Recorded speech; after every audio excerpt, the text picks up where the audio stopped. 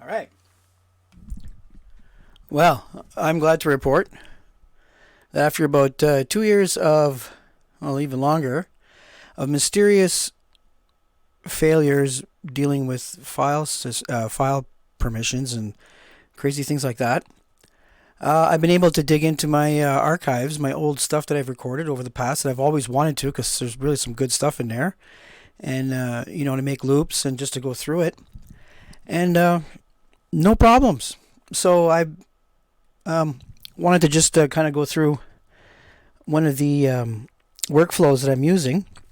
Right now I'm using a Midas M18 mixer that is really good for live. It's been amazing live box mixer. It's just basically like a stage box that I run it off of my iPad and computer. And I chose to go that way because I really wanted to spend most of the money on the preamps and the electronics and the just to get that sound without having to spend like $5,000 to $10,000, which you would normally do if you had a full console from Midas.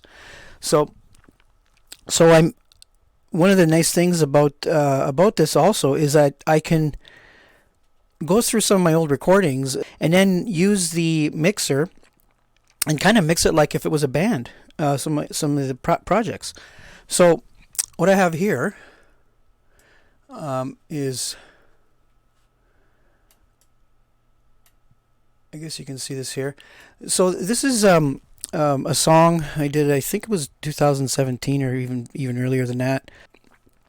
It was right around that time that I had I think it was a hard drive failure, or the internal hard drive, just stopped working properly, and I was able to kind of like coax the files off of it, so I didn't really lose any data.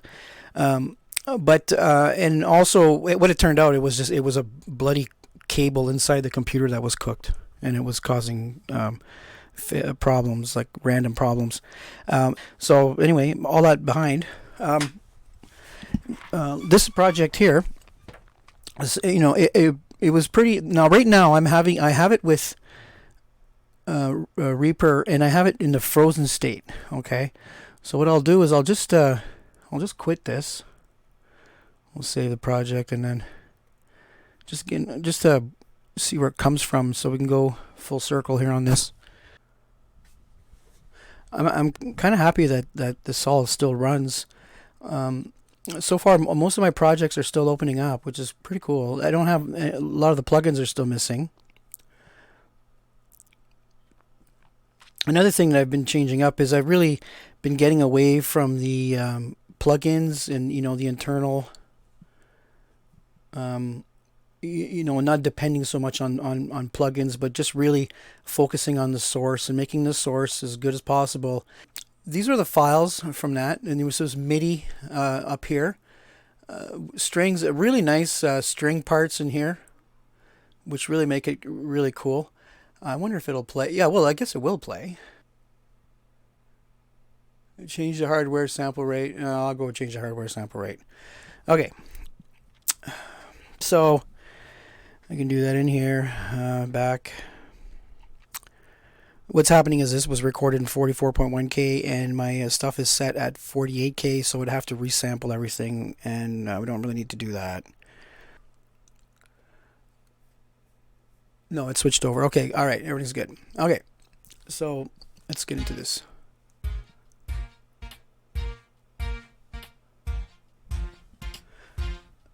Something is pumping. It sounds like a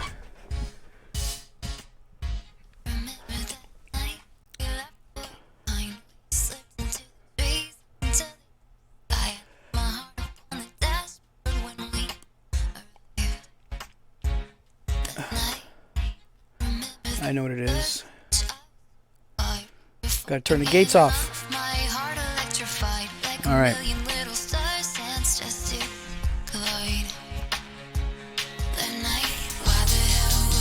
So this is the stereo mix we're hearing here. Very nice song.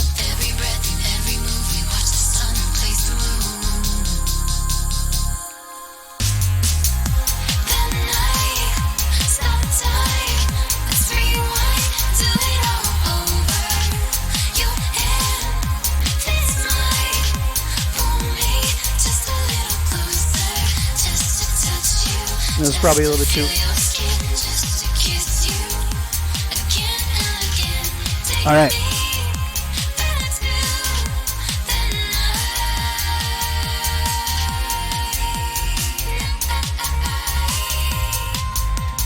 See, the output is very low on the mixer, but it's crushing the input of the other device that we're listening to. Okay. You know, and I got all kinds of these projects like this. Like just this one here, I always liked this song, and it was fun to. It was probably one of the more complicated ones that I have. We look into the mixing board. Lots going on here, and some of the instruments coming from over here, like it's old. So, yeah, you know, I don't really need these. These were already printed. Okay, so while I was recording, while I was creating a song for that, this was just basically started with a vocal line, any alternative tracks. So the next thing that I had done earlier was just to select all of these files one at a time. I guess got one hand holding onto the mic here, but I just select all these files and then I freeze it.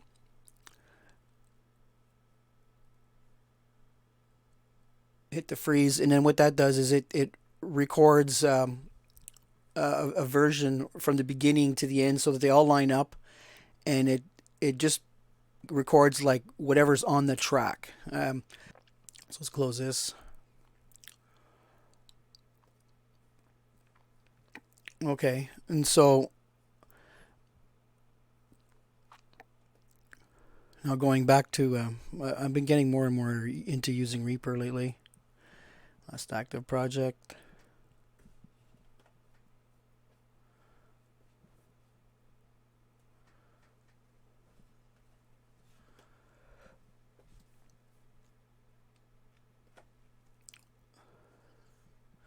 And we could also open the mixing console.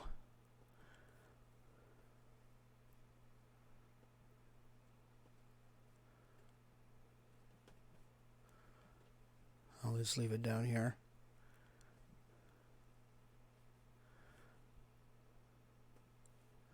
There it is. Okay.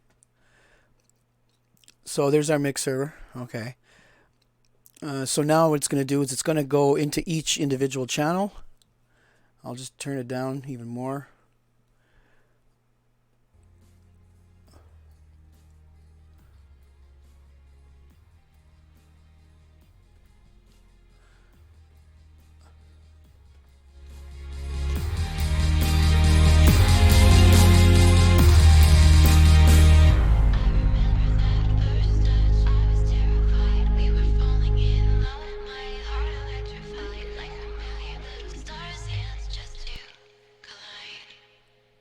Yeah.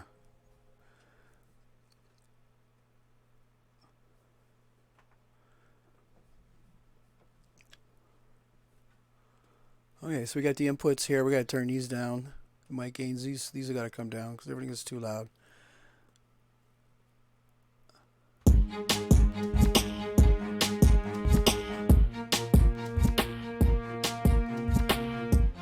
I'm going to replace that.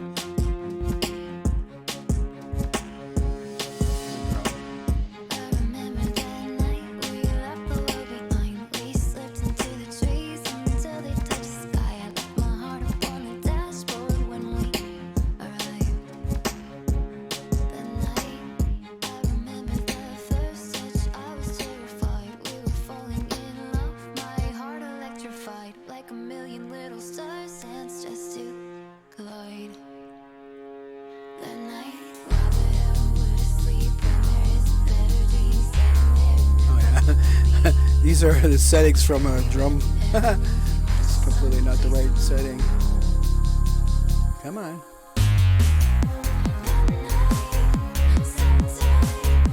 Why is it not working?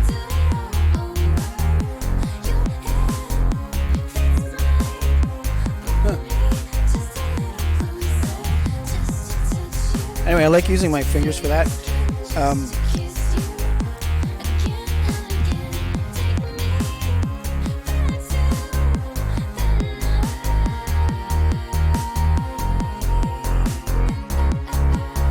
some gnarl.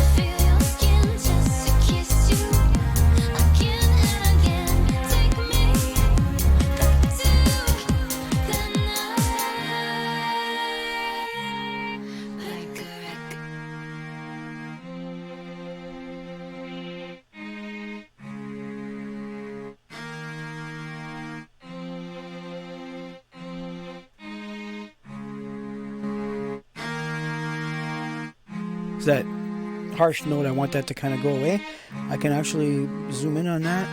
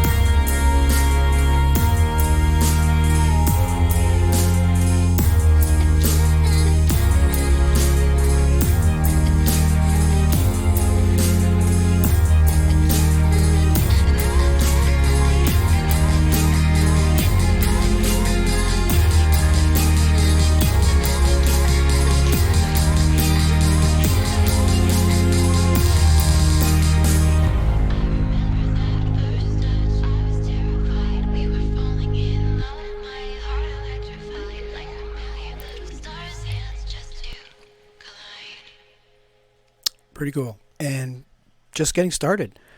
So, from here,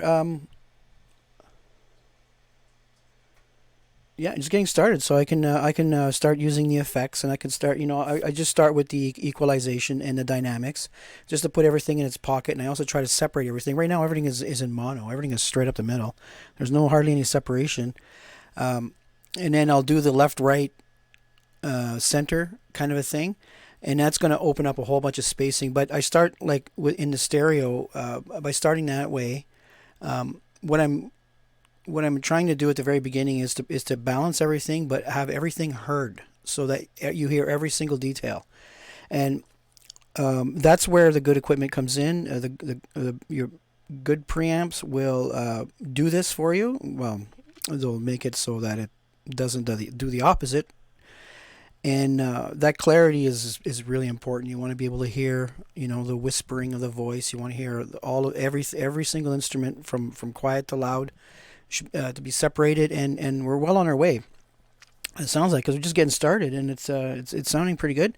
And I'm pretty excited to be able to jump into this stuff and and maybe start marketing some of it, because boy, I'm sitting on lots, and it's it's been a long time coming, but it was always there was always an anxiety about getting these files back, to be able to work on them, to be able to open them up, and to not have the computer system completely crash out. Like, it was taking everything down, and it's just such a relief to have that over with, because I haven't been able to get into these the music, to teach myself how to do all this at that time before coming to Sudbury, and let's rock and roll. All right, that's it.